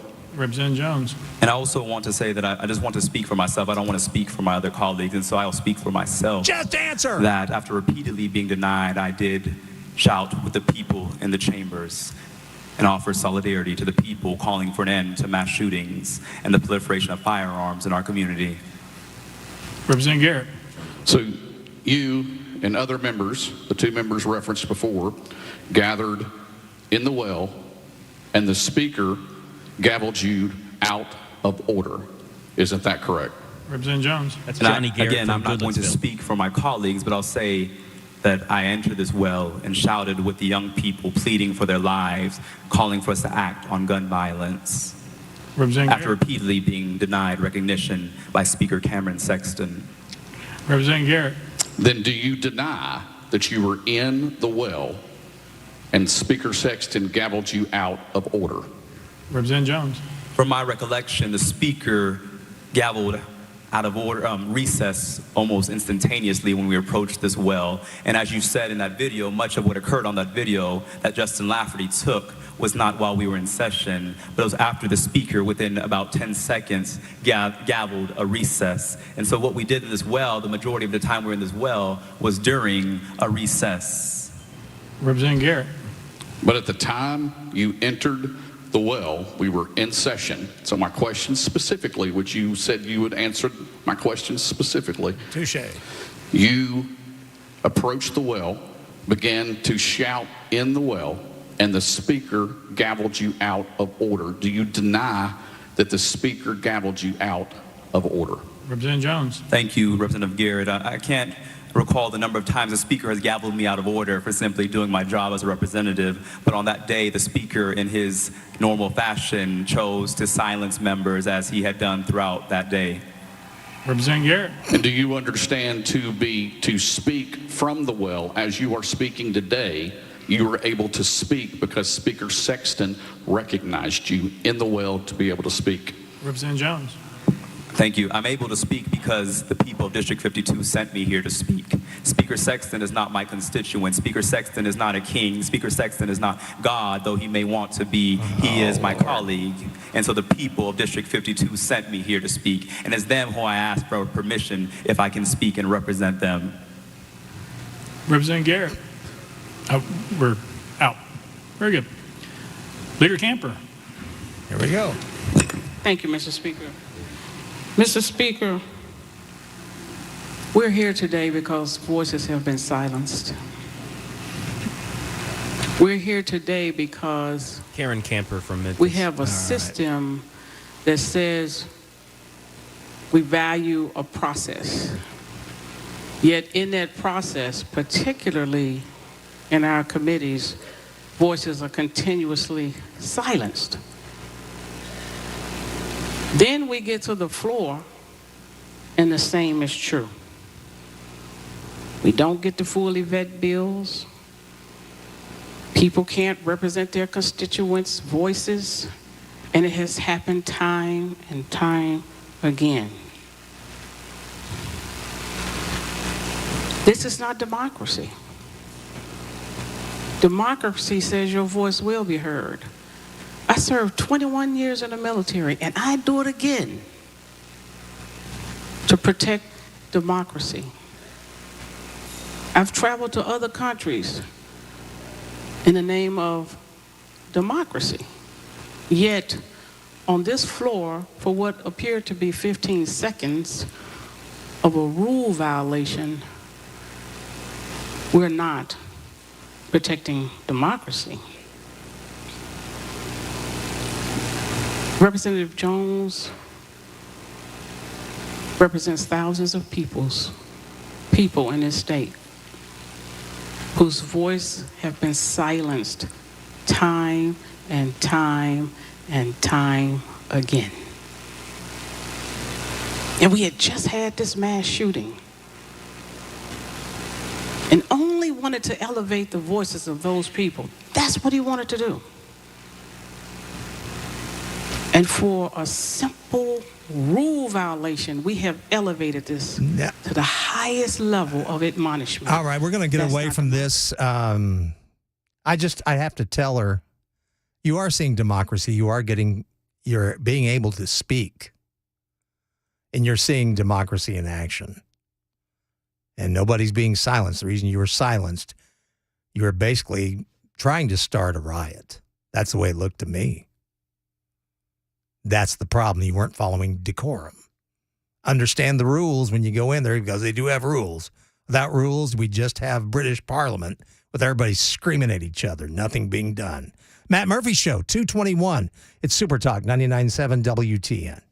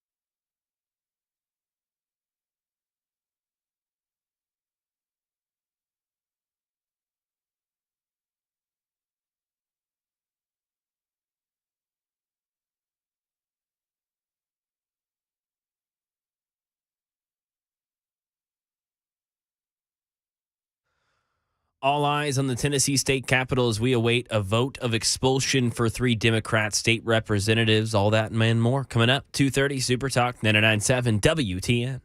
Thank you, Mag Morey. I'd like to I'd like to see the expulsion of Representative Justin Jones just for being boring. Good Lord. JB. Yes. You do not. You do not speak for the people of the great state of Tennessee. And the people. That's got to be from watching videos, right? Of Oh, sure. MLK, Malcolm X. That's all he's doing. Yeah. He's an actor. Okay? Let's just call it what it is. He's acting. He's doing it for the camera. And I totally dislike, and I do not trust any politician that acts like that speaks like that. And Mr. Speaker. And then to call it, this is not, what did he say? This is not the Bellmead Country Club. Yeah, this is the people's house. This is the people's house. He's right. It is the people's house. But it doesn't mean you get to go into the chamber and start spitting on people, which is assault, by the way. And he said, I've been voted in by the 72,000 people in my district. And in my head, I was like, well, you ran unopposed. But yeah, I mean, you got voted in because nobody opposed you. Good Lord, do you think you were anointed? That's the impression I get. God has anointed me to change this chamber. And then I hear people outside cheering, and it's just that, man, I'm so thankful that I get to talk to Eddie Scarry coming up, because this whole situation has really it's inflamed me, and I'm trying to keep, because I'll admit it, I have a bad temper. I really do, and I try to keep it in check. And some days it's so hard because people just pick and pick like that. That kind of rhetoric just makes me because I keep saying, folks, because this is what's going on. They are trying to get you to be anti-gun because this is not the Bellmead Country Club. I'm trying to warn everybody, and nobody takes me serial. Oh, my gosh. What a day. You know, the other morning, Ken Weaver and I were talking, and I said, man, this is like a banana republic. He said it's beyond a banana republic. And I agree now. It is. It's gone beyond banana republic. We're insane. Our culture has just lost its mind. They really have. We're not even looking at common sense anymore. And these people, you can tell there is no common sense at all. Oh, Lord. My apologies if you want to sit and listen to that. I do not. I really don't. Super texters are chiming in. These speeches are just infuriating and trying to act like they are totally, what does this say? Oh, totally in the right. I am so hoping they are thrown out on their heads. Glad you put it that way, texter. There's a lot of people that are going on. A lot of them are talking about his cadence and his voice, and he's basically trying to be a preacher. And I think Mac hit it. He's watched videos of Malcolm X and Martin Luther King. And by the way, Martin Luther King, that dude was right on. These folks aren't. Martin Luther King wanted us to live in harmony. He didn't want this separation that we're seeing today, that so many people like Justin Jones are doing, that they're trying to basically divide us. They're trying to make us hate each other. And the thing is, I don't hate. There are people I don't care for, and Representative Justin Jones is just one I don't care for. I'm telling you. Because I don't like political actors. I don't like political theater. What I want are representatives that will do the job they were given and do it properly without causing riots, spitting on people, and just do the job. Just do the job. That's all you have to do. But I'm sick of political theater on either side. It's like Marjorie Greene, Taylor Greene, you know. I agree with her sometimes, but she's turned into a sideshow, and it's sad, and it does our side no good at all. Just like Representative Justin Jones does nothing for people on the left. It's 2:31. We've got my friend, my good buddy, Eddie Scarry's coming up, 2:35 from the Federalist. He's going to go over Trump's indictment and how Bragg desperately needs a friend because nobody is backing him. You're listening to the Matt Murphy Show. Johnny B sitting in. It's 2:31. Back with more on Super Talk 99.7 WTN.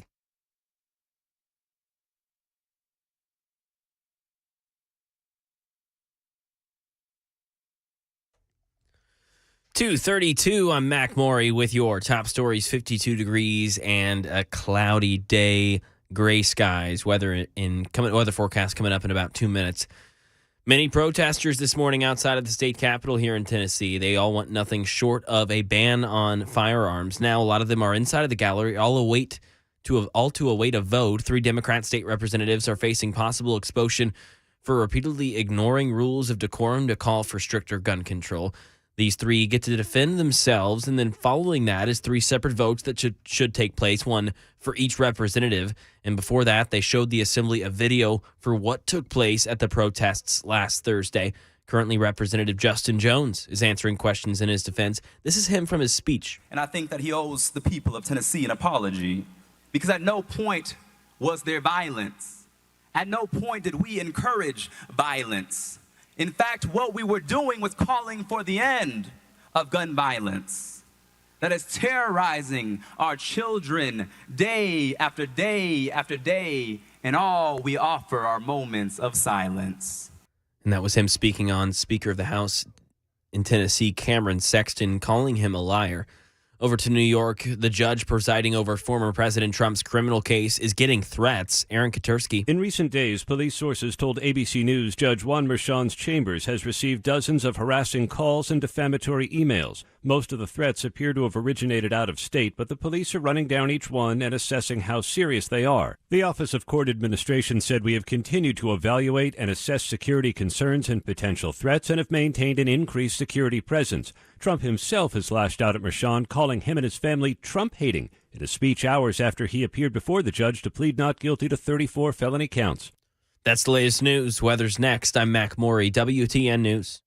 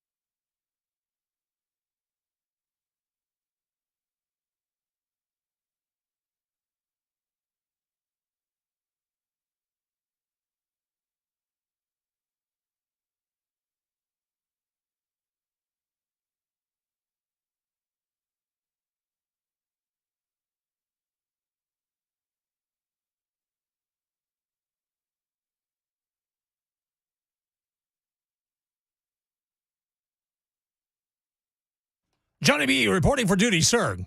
Yes, sir. Matt Murphy has entered the building. He's got Georgia colors on, I see. It's 2:38. It's his show. I've kept. Oh, I like the hat there, dude. Very nice. Looks like he's going fishing. Anyway, welcome back to the Matt Murphy Show. Johnny B sitting in for Matt. So happy to have you here with us. And, of course, we're watching everything going on at the Capitol.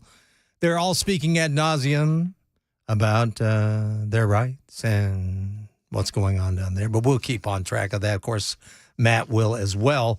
We want to kind of change direction right now, though, because I want to talk to a good friend of ours for a long time, Mr. Eddie Scarry. He used to be with the Washington Examiner. Now, Eddie is with the Federalist, and he's got a great piece in the Federalist, and it's called Nothing But Alvin Bragg Needs a Friend. And he also needs new parents for giving him that name. How you doing, Eddie? Glad to have you on board with us today. How are you? Doing good and happy to be here. Well, thanks. Have you been watching what's going on in our fair city? I have been reading about it. I have had a little bit of the TV on in the background, and I've caught some segments about it, some news segments. You know, I torture myself all day, every day, watching CNN and MSNBC. Well, we do that so the audience doesn't have to. Exactly. It's a service. It's something that I do out of love. But I haven't seen anything live. Has it been pretty chaotic or? It's just been crazy. I mean, you have the paid, there's some people down there that are just protesting, that are local, and they're, that's fine. But you also have the paid protesters that are shouting and they're, causing trouble. And then the three that caused all the problems Monday are, one of them is speaking now, and you can tell that he had watched many videos of different political and leaders. It's just, it's not even worth listening to. It's like a corny presentation. Yes, it really is. It really is. But Eddie, it's good to talk to you again. We haven't talked in ages. Eddie used to be a regular guest on the Phil Valentine Show. And unfortunately, when Phil passed away, we did still kind of keep in touch. And I appreciated all the nice emails from you. But you're still busy as ever, and you're at the Federalist. And I really loved your piece on Alvin Bragg Needs a Friend, because there is no better title in the world, because I don't understand what's going on with this guy at all. And, you bring up a lot of great pointers that, compared to people like Michael Avenatti, even the squad that have gone after Trump, it seems like Alvin Bragg hasn't been as successful as they have. Oh, right. It was a tried and remains a tried and true formula that if you're a Democrat, all the better if you're a minority or a woman, and you in some way defiantly confront Trump in some dramatic fashion, you can be sure, 100% sure, that the media is going to turn you into a hero. You will get all kinds of attention. You might even get a job on MSNBC. It is not hard whatsoever. But if you notice, that has not happened with Mr. Alvin Bragg. Well, it sure hasn't. No, and I was waiting for it, and it's not as if, you could consider the possibility that he's just a media shy guy. He's trying to keep everything serious and stay away. No, he is not in any way a media shy person. It wasn't that long ago. He did, I think it was right after he was elected. He participated in a New York Times profile. He would do all kinds of radio interviews, local TV. Well, he comes out and does something historical, absolutely monumental. He's going to go down in history as the first guy to ever criminally prosecute a former president, and not just any former president. It's Donald Trump. Yes, the orange man. You don't see him anywhere. There hasn't been this, what you would have expected was this rush by everyone at CNN, every reporter and anchor at MSNBC to get him on TV. And even if you can't get him to participate, you will still run glowing segments about his storied career.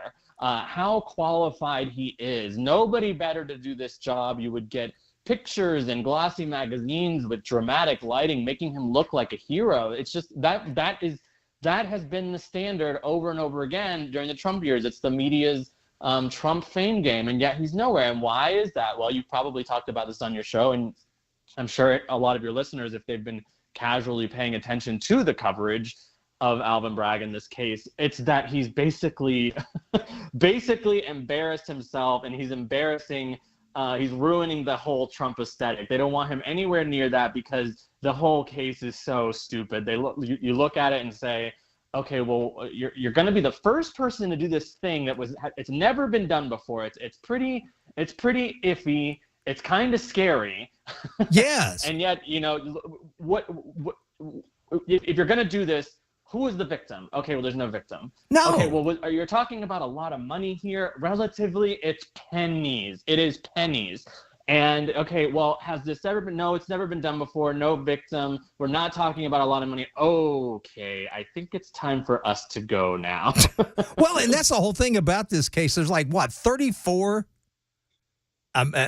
articles in this indictment, and it's all about hush money.